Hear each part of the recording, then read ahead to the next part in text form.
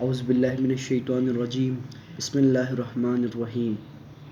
آج جس موضوع پر مجھے گفتگو کرنے کا موقع ملا ہے وہ ہے مولا علی کی چاہت، مولا علی کے پیروکار بننا ہے۔ ہم صرف نام کے شیعہ رہ گئے، بس ہم نے ہاتھوں میں کڑے باندھ لیے، ہاتھوں میں یہ داغے لگا دیے، بالی لگا دی، پاؤں میں کڑے پہننے سے کچھ نہیں ہوتا۔ اگر ہمیں بننا ہے تو مولا علی کا سچا پیروکار بننا ہے۔ ایک مثال آپ لے لیں، میثم تمار کی ہے۔ میثم تمار وہ تھے کہ جن کو حضرت علی علیہ السلام نے فرمایا کہ اے میثم، تمہیں اسی کھجور کے درخت پر جس سے تم روزی کھاتے ہو اسی پر تمہیں لٹکایا جائے گا، تمہیں مار کے تمہیں اسی پر لٹکایا جائے گا۔ اگر ہمیں بتایا جاتا تو ہم کیا کرتے؟ مولا کوئی حل نکال۔ وہ میثم تمار نے جنہیں بتایا گیا کہ تمہیں اسی پر لٹکایا، تو وہ میثم ہر روز آ کر اس کی وہ کرتا تھا، آبیاری کرتا تھا، اس کو پروان چڑھاتا تھا۔ ایسے بنے میثم کی طرح۔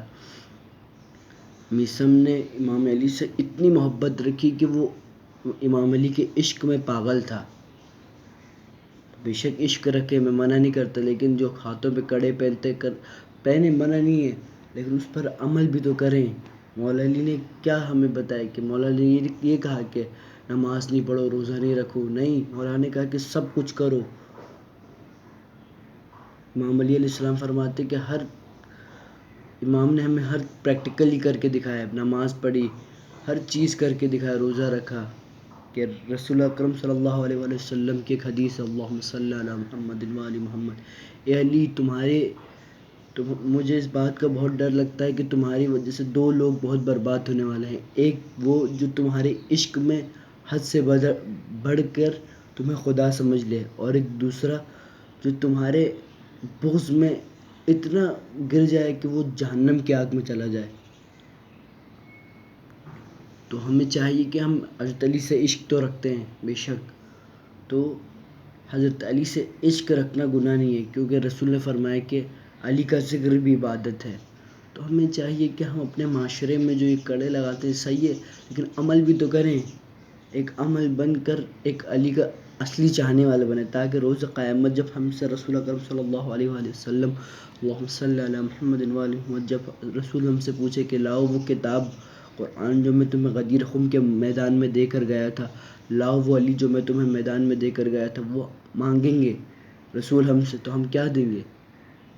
قبر میں سوال ہوگا ہم سے کہ تمہارا رب کون ہے، تمہارا نبی کون ہے، تمہارا امام کون ہے۔ تو ہمیں چاہیے کہ ہم ان کی پیروکاری بنیں، بس نعروں سے نعرے لگا دیا بھائی نعرہ حق ادا ہو گیا، نہیں، نعرے لگانا چاہیے، میں منع نہیں کرتا، لیکن ان کے حق پر ان کی معرفت تو حاصل کریں۔ منہ سے تو ہم تو بہت کچھ بول دیتے ہیں کہ یہ وہ، جب عمل کے دائرے پہ آتے ہیں نا تو کوئی بھی عمل نہیں کر پاتا۔ بہت سے لوگوں کو میں نے دیکھا ہے، کوئی بھی عمل نہیں کر پاتا۔ تو ہمیں چاہیے کہ ہم دین اسلام کو سمجھیں۔ حضرت محمد مصطفیٰ صلی اللہ علیہ وآلہ وسلم نے علی کو ایسے ہی نہیں ہمارا امام بنا دیا۔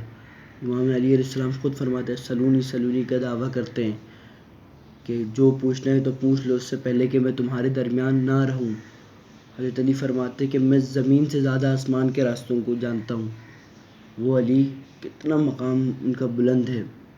رسول نے یہاں تک کہہ دیا کہ میرے بعد جو سب سے افضل بشر ہے وہ علی ہے، اور جو علی کو نہ مانے وہ کافر ہونے کے قریب ہے۔ بے شک ہمیں چاہیے کہ ہم مولا کی اصلی معرفت حاصل کریں، ان کی اور ان کے آل کی، اور ہمیں چاہیے کہ ہم اچھے پیروکار بن کر دکھیں، تاکہ روز آخرت ہم سرخرو ہو سکیں، نہ کہ ہم شرمندہ ہو سکیں مولا کے سامنے۔ تو میں آپ سب سے دعا گو ہوں کہ ہم سب مولا علی کے اصلی پیروکاروں میں شامل ہوں۔ شیعہ کا اصل مطلب ہے کہ کسی کی پیروی کرنا، اصل جو مطلب ہے نا شیعہ کا، کسی کی پیروی کرنا۔ ہم مولا علی کے پیروکاروں میں سے، رسول اللہ صلی اللہ علیہ وسلم کے بعد ہمارے پہلے امام حضرت علی ہیں۔ ہم نے رسول کے بعد جو مشکلات مسائل ہم نے حضرت علی سے لیے ہیں، اور رسول اکرم صلی اللہ علیہ وسلم نے آخری غدیر خم میں ہمیں تمام 1.5 لاکھ کا مجمع موجود تھا، ان کے سامنے رسول نے حضرت علی کا علی کو بلند کر کے فرمایا من کنت مولا فاز علی مولا، جس کا میں مولا تھا اس کا اب علی مولا ہے۔ مولا کا لفظ کوئی دوست میں لے جاتا ہے، کوئی اس میں لے جاتا ہے، لیکن رسول نے کہہ دیا۔ ہمیں چاہیے کہ ہم مولا کی اصل معرفت حاصل کریں، اور جتنا ہو سکے، جو میں کہتا ہوں نا کہ لوگ صرف ماتم کرتے ہیں، تو میں ان سے گزارش کرتا ہوں نا کہ آپ کے اس ماتم کا کوئی فائدہ نہیں ہے، پہلی بات وہ اللہ جانے، لیکن میں کہتا ہوں کہ جو ماتم کرتے ہیں نا تو خلوص دل کے ساتھ۔ اور آج کل جو محرم میں آتا ہے بھائی ماتم کی ہنسی مذاق شروع، یہ وہ، تم اصل محرم کے اصل مقصد پہ تو جاؤ کہ امام حسین حضرت علی و فاطمہ کے بیٹے، رسول کے دل جگر کے ٹکڑے امام حسین علیہ السلام نے کس طرح قربانی دی ہیں، ان کو سمجھو یار، سمجھو۔ میں کیا کہتا ہوں کہ سمجھو، دل میں کبھی ایک دفعہ سمجھو تو کہ وہ لمحہ تو دیکھو، ایک دفعہ اس کے دماغ میں لا کے دیکھو، تمہیں پھر سمجھ میں آئے گا۔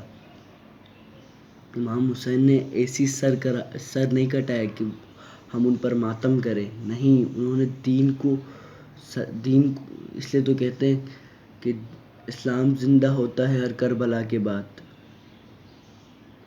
ایک کربلا نہیں ہے، ہم پھر کربلا قائم کر سکتے ہیں۔ ہم یزید پر لعنت ہوئی، اس کی سوچ پر، اس کی آئیڈیالوجی پر ہم لعنت بیچتے کہ اس نے یہ کہ ہم دنیا کے مال دنیا کے پیچھے اس نے اپنی آخرت برباد کر دی۔ تو اللہ ہمیں توفیق دے کہ ہم دنیا کو بھی ساتھ لے کر چلیں اور آخرت کو بھی۔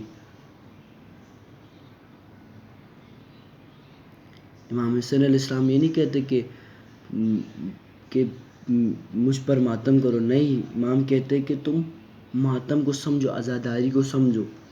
عزاداری بہت بہت نازک مرحلہ ہے کہ یہ ہمیں بہت کچھ سکھاتا ہے۔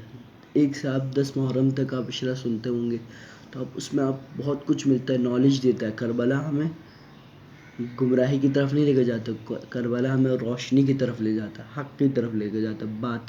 کربلا کیا کہتا ہے کہ حق کی طرف چلو اور باطل قوتوں کو مٹاتے چلو۔